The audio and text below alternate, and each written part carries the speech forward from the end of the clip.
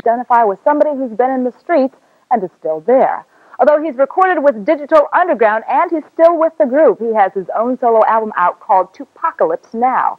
He's also featured in the critically acclaimed movie Juice. He plays Rollin Bishop. His name is Tupac Shakur. You can talk to him, you know how, just by dialing 1-800-344-2388. And I want to say hello, welcome to Video LP.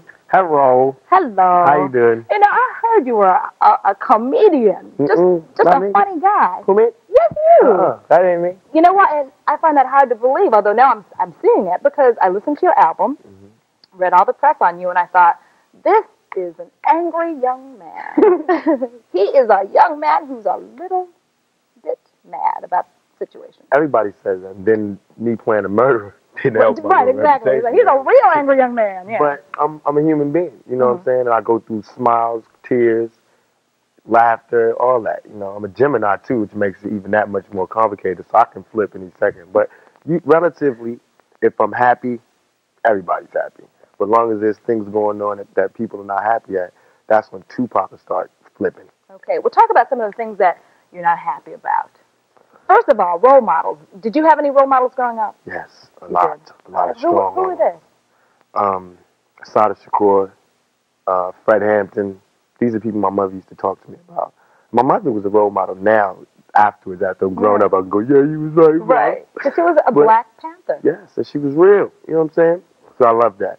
But other role models, Harriet Tubman, a lot of females, because my mother wouldn't let me just go for the Sidney Poitier role model thing. You know what I'm saying? Right. She used to push it to me to notice and recognize strong Black females. So those were some of them. Yeah. You know, you in your press, you say something about, you know, you really didn't ask to be a role model, but any Black artist who thinks that they're not is mistaken because obviously you're in the public eye. People are going to look up to you. Right. And how do you feel about being a role model? Because after the movie Juice, and I haven't seen it yet, and I will, but I hear you're wonderful. You're really good. Thank you. Why you ain't seen it yet? I will see it, though. Okay. I've heard so much about this movie that I will see it. Okay.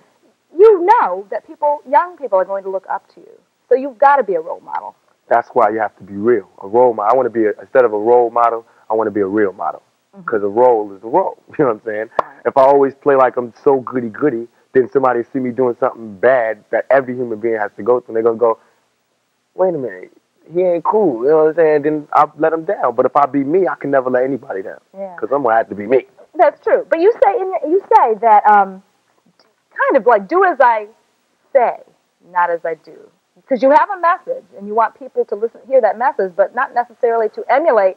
Right. I don't want anybody to follow me whatsoever. I don't want to army. What I want you to do is to listen. And I'm telling you, in my album, in the movie, in this interview, hopefully I'll show people mistakes I made, and then they don't have to make that same mistake. And by me being real and telling you exactly what I did and not glorifying it or making it look better, then they'll see it for exactly what it was. Okay. It's an experience. All right. Well, Tupac, we've got our first Video LP phone call, and let's see who is on the line. Hello, welcome to the show. What's your name? Hi, my name is Maurice Battle. I'm sorry, Maurice? Yes. Hi, Maurice. There you go. What's up, Tupac? What's up, man? Yo, I got a question. You know that video you made when that girl threw that baby in the dumpster? Yeah. What inspired you to make that song in that video? I was reading New York Post when I was doing the movie Juice, and it was this story. It started out to be this big story about this family who died because they didn't have heat and they left the gas on. Everybody died except for this girl. She moved in with her cousins, second cousins. She started dating her second cousin. He got her pregnant. Nobody noticed she was pregnant. I was like, dang. And it was over a week. But the story kept getting smaller, smaller, and smaller. And I was like, this is like very important, more important than Juice. To me, it was a bigger story than Juice. And right now, nobody talks about that. No young black males, no black males talk about black females like we should. We need to take more responsibility for our sisters because if we don't, who will? That's right, because you were saying you're tired of seeing videos that have all these, I call them video vamps in them. You're seeing a lot of, Video, whatever. So you're about talking about things that are a reality. Reality, and don't get me wrong. There are video hoes, but what I'm saying is not all our sisters are. And what we do is we, beat them down more than anything. If you look at it, black females are held lower on the totem pole than anybody. But are you saying now you don't ever, and I listened to this album, you never used the B word, talking about No, women. I did not say that. No, okay. I did not, because you know why? Why? Why? If we shouldn't look at our black women like that, then why even have a song that has those kind of lyrics in it? This is how it is. Sometimes I slip and call females N-I-G-G-A. Never ignorant, getting goals accomplished. I call my homeboy a nigga, and I call a female a nigga. And that's what you mean when you say nigga? Yes. That's Never really, ignorant, getting goals accomplished. You've got a couple songs where you... well, it's a good album. Regardless of what I mean, you told parents... Go down. Stand up and die for that like Blizzard did if you want some juice. Blizzard ain't sticking up to nothing now. Guess he told him. Tupac Shakur as Roland Bishop. How much of Roland Bishop did you... Well, let me put it this way. Did you identify with the role of Roland Bishop in any way coming up? I'm trying to be real nice. I'm checking you out. You dancing around. Are you Roland Bishop? I mean, is this like do you be killing people? Autobiographical? Do you be killing people? Well, let me run it down. Have you in your life ever? Bishop is a survivor. You know what I'm saying? And Tupac is a survivor. You are a survivor. We all are. So therefore, we put in a position to whereas we got to survive, you shall do it. Bishop thought that was his way to survive. The only way for him to get out was to murder people. So that's what he did. I read somewhere that, but for the grace of whatever, you could have been. You read right. Yeah. Did you have a rough life? Looking back at it now, would you say you had a rough life coming up? I wouldn't say it was rougher than any other young black male out there. We all have it bad. Young black male, young black sisters, excuse me. We all got it bad. So the reason I say that is because when they look at the screen, you know, me saying villain, I have to understand, you have to understand that character. He came from a broken home. His father got raped in prison. No models, no role models, real models. Nobody sat him down. All he did was eat breakfast at home and go on the street and get all his education. So what saved you? What saved you? Because you were at one point, sleeping on a bench in Marin City, California. Yes.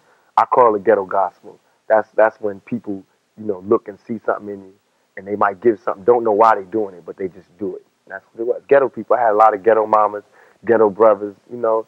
A lot of people who doing a lot of illegal stuff now, they looked out for me, you know what I'm saying? And Digital Underground's Shock G. And Shock G looked out for me big time. I always give him the maximum props. He gave you your shot. Definitely. All right. Let's talk more about your album, Tupacalypse Now. That's what I want to talk about. Yeah. Let's talk more about these messages in this album. Okay. All right. So what about the one where it's called, let me see, I Don't Give a F. Everybody picked that one.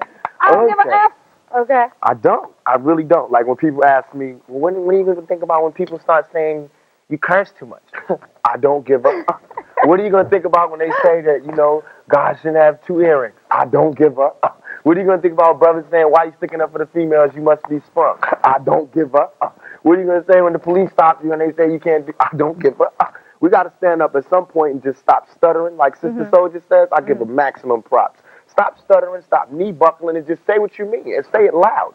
So everybody here, you can only be wrong once. But all this cowardly lying, standing behind the speaker stuff, we got to come out and say what we got to say. That's why you don't consider some of the people that are on pop radio as rappers really what's happening. You mentioned Hammer, Heavy D, Young MC. Who else? But let me say this.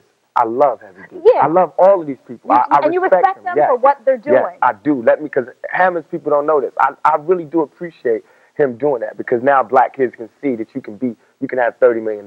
You know what I'm saying? Nobody ever thought that. Right. So I love him for that. But I'm talking about in terms of me being an artist. You know what I'm saying? And Heavy D is a different situation because he came out a rapper. You know what I'm saying? And then went that path. I got no qualms with that because who knows where I'm going to be at in 5 years. So are you saying they're selling out? No. I'm saying they're not being true. I'm not saying they're not being true. I'm asking them to ask themselves, are you being true? Okay. That's all. Okay. If they true, I got no problems with it. I love them, like I said. Love them. Okay. I believe you. Got nothing but love for them brothers. You know what I'm saying? You wrote everything and co-produced everything? Well, yeah. Because aren't you part of it's called the Underground Railroad, and the production company?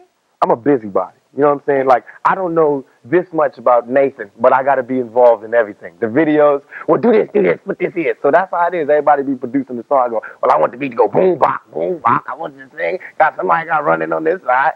So that's what I mean about co-produce. Not like I got it all like that, but I just like to be involved. I think that we all should be more involved in our projects. Because I know just from being in this business that a lot of these gangsters that's out, they're studio gangsters. Their company is telling them how much of a gangster, you know, to do that. You got to be real and 100% real. Okay, I've got another real important question to ask you, but we've got to go to the phones first because we have somebody on the line. I don't know who it is yet, but I'm going to find out. Hello, what's your name? Quentin, Hi, Quentin. Where are you calling from? Beaumont, Texas. All right, you've got the floor. You've got the floor.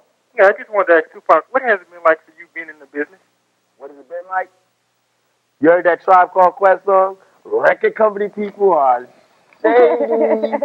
It's just a lot of smiles, a lot of shaking hands, a lot of everybody giving you their demo, a lot of backstabbers. But it's a lot of money.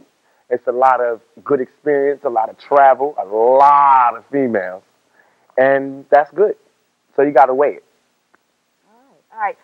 We're going to go to your video in a moment, but first that question, and you can comment on it if you feel like commenting on it. I understand that you are right now involved in a lawsuit with the Oakland police. So that's taking a stand, too. I mean, because you want to mention what happened or why? Okay, this is what happened. I was walking down the street, minding my own business, and the Oakland Police Department stopped me for jaywalking, asked me for my ID. I showed them my ID. My name is Tupac Shakur. That happens to be my real name. They started sweating me. I ended up saying, F the police. They jumped on me because you're not supposed to talk back to the police. Right. So they jumped on me, beat me down, slammed my head on, put the cuffs on, took me to jail for 10 hours. Charged me with resisting arrest. So, in all my records, I'm talking about bang, bang to the cops, but I said, okay, let me do this right. I'll be wrong. I'll be sending people to their slaughter to keep saying that. So let me try it by the law, you know, the legal way. And that's what I'm doing. Now, I'm holding it in one hand, cradling it with a beautiful two-hand dunk. I get $10 million. Trust me, we all going to dinner. Like, I